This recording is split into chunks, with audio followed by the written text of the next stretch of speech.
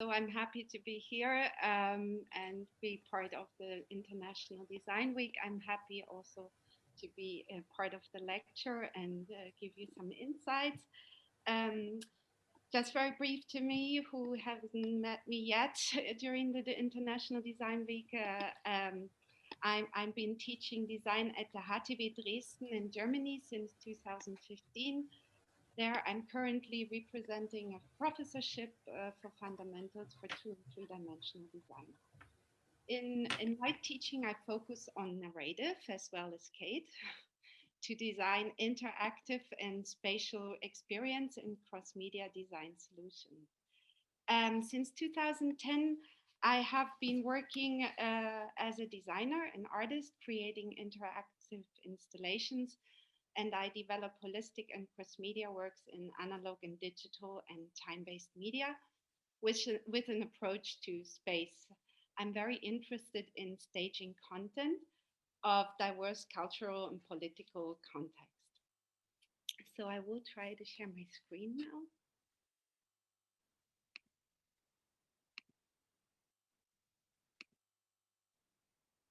Can you all see my screen? Thank you, Uli. So you might want to go to present mode. Yep. There we are. Thank you. So following up to that, the past few days, as well as for Kate, have been very amazing. It was an amazing journey, and I traveled really far from Shanghai to Hamburg and back to Holland and back to Berlin. And I could drive through the students' inspiring designs and their imagination. So now I'd like to take you on a journey of my work.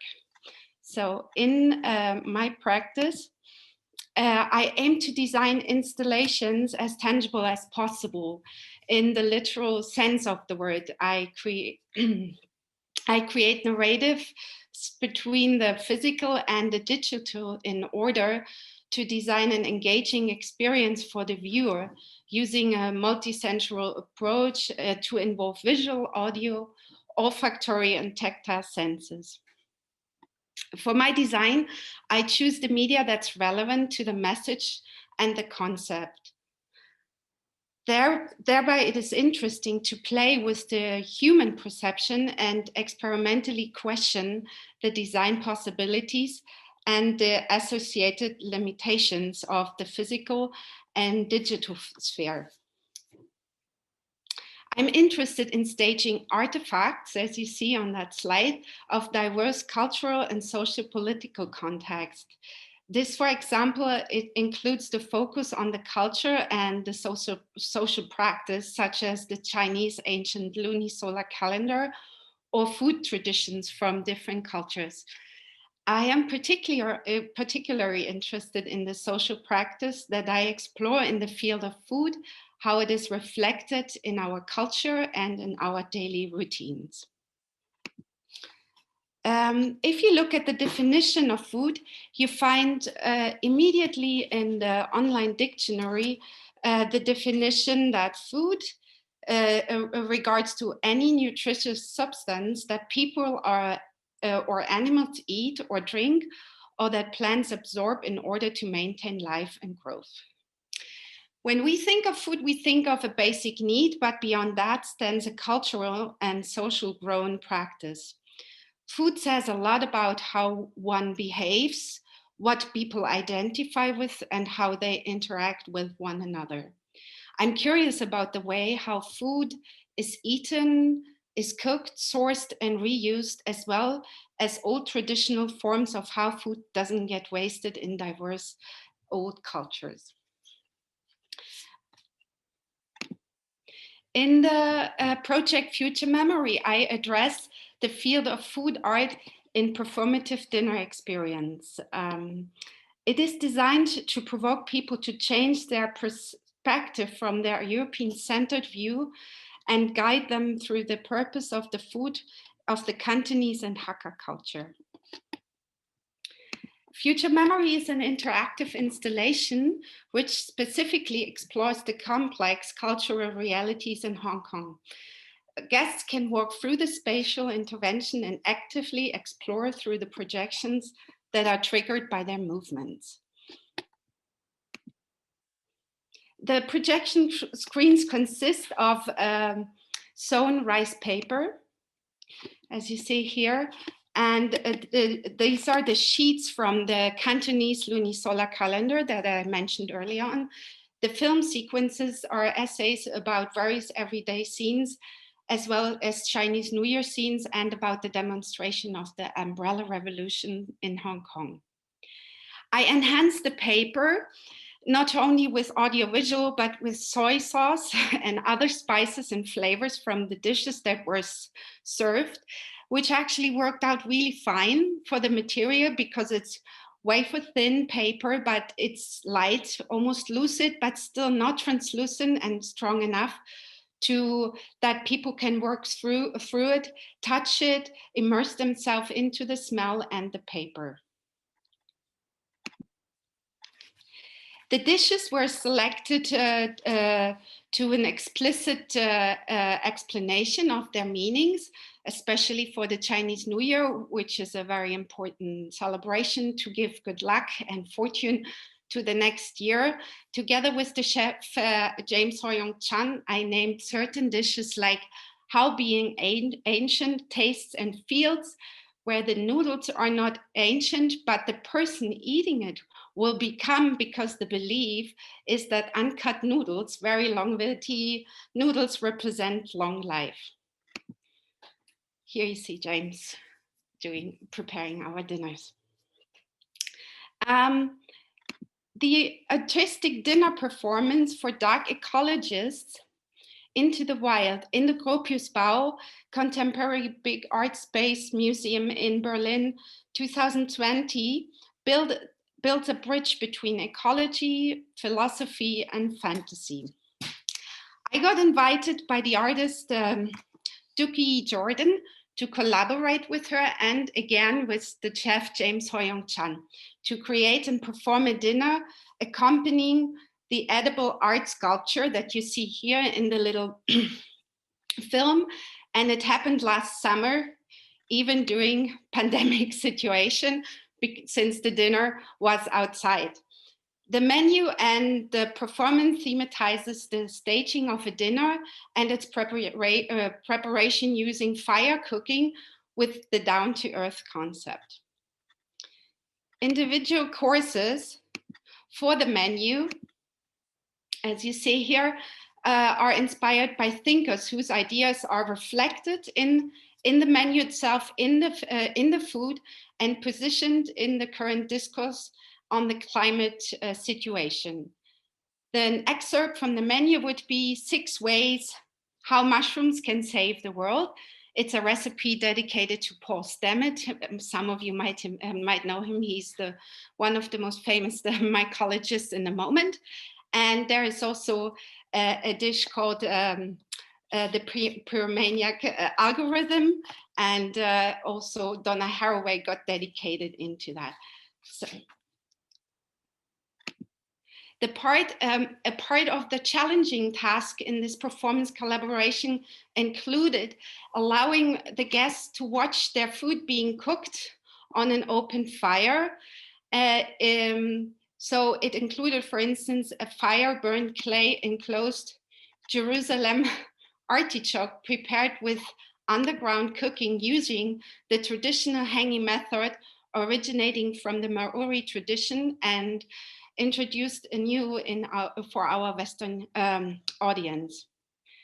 The setting uses birch bark plates and no cutlery, since so much taste, like I learned from the chef in our interdisciplinary collaboration, is an enjoyment of the food. It's about the texture, and your hands basically have function as another way of exploring the feel, the consistency, the makeup of your food. Senses of eating with your hands trigger something primal in the way you perceive it. The sculpture itself being a natural consumptible table, and the leftovers, got turned into compost and consequently into soil again, which a full ecological cycle was completed for this sculpture.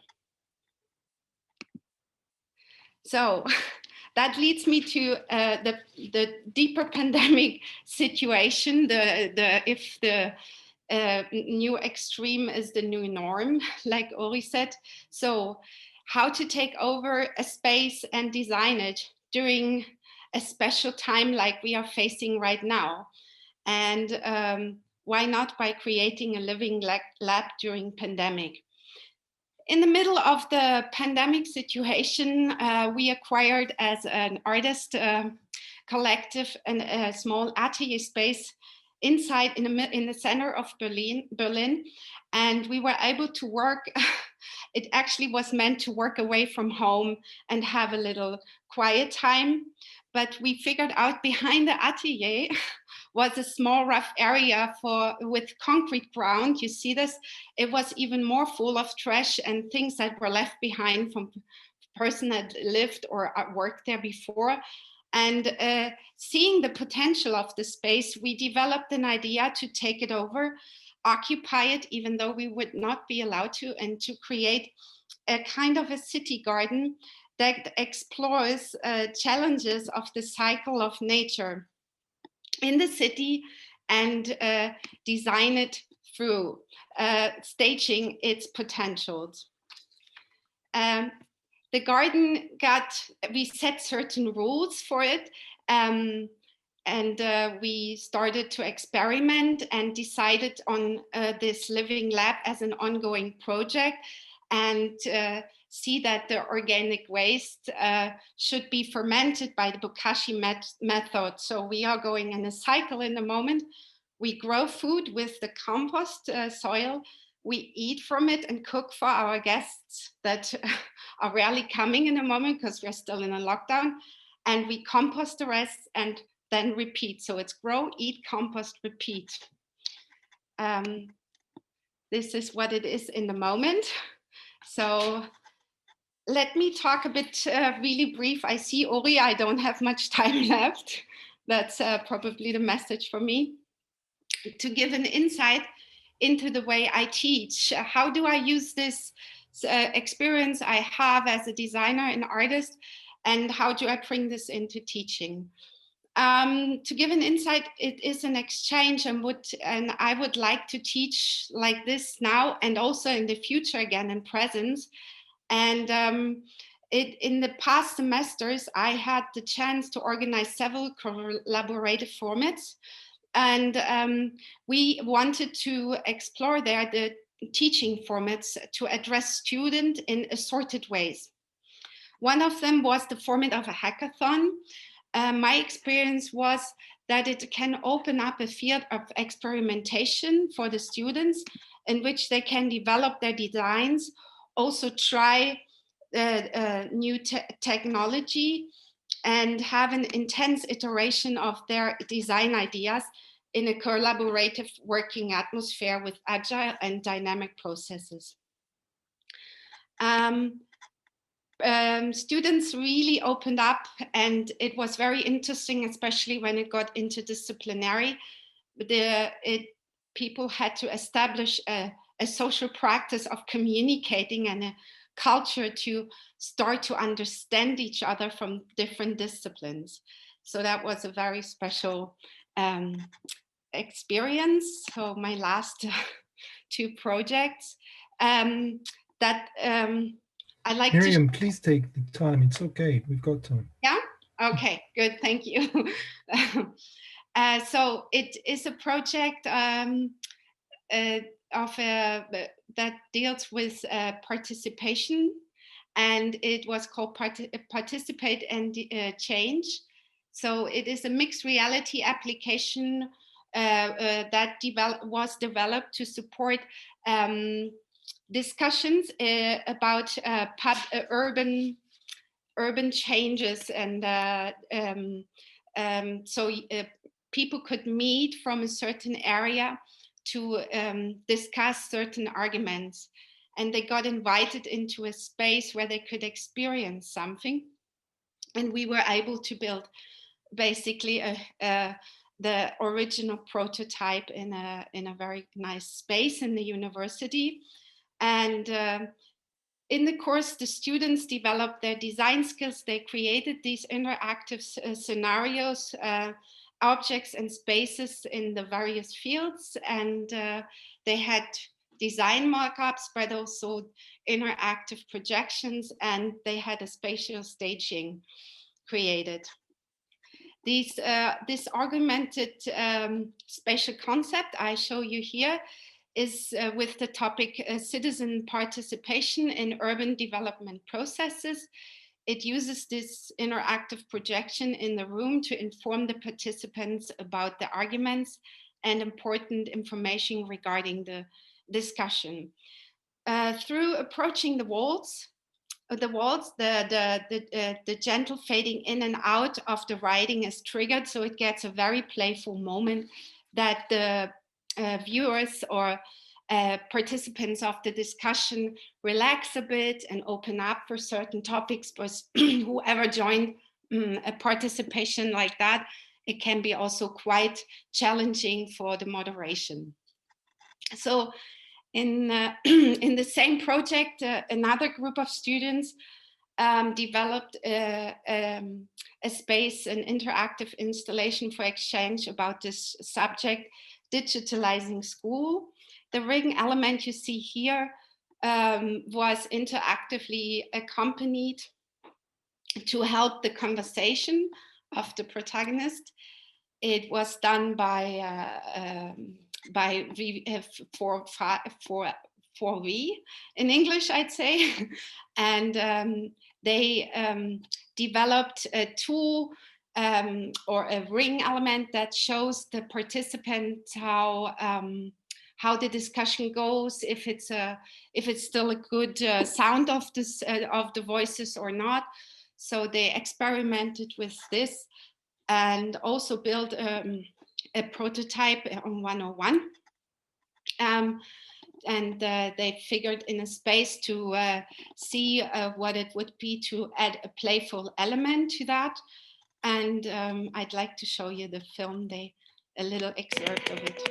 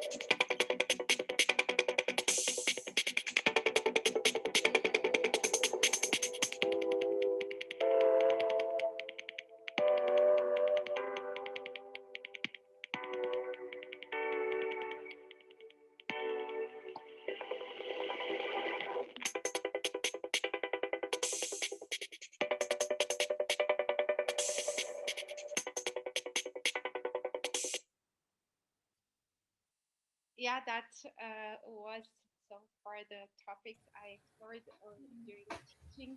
I really can only agree, which would be also my last sentence, how important it is for me in teaching to tell them that they have responsibilities. I cannot agree more with Kate, who said it before me. We have a responsibility what we create and how we create it and for whom we create it. And I would like to give the students who are watching to stay curious, because that's one of the biggest thing for us as designers and artists, and keep the fire burning. Very Thank you very much for that